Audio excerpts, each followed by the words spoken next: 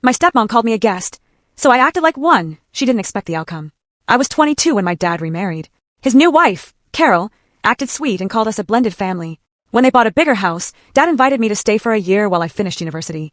I agreed and insisted on paying rent and splitting bills because I didn't want to freeload. At first things were fine. I helped with chores, watched their dog, and often bought groceries. Then Carol's comments began. One day, while I was studying at the dining table, she said, "Guests don't usually spread their stuff everywhere." Another day it was, "Our guests keep things tidy," after seeing my shoes by the door.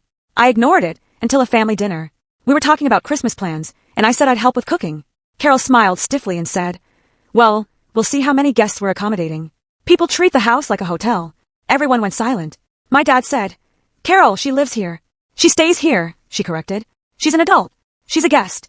I'd been paying rent and doing chores, but apparently I was still a guest. So I acted like one. The next day, I stopped doing every extra task. No more cleaning shared spaces, refilling groceries, or taking out trash.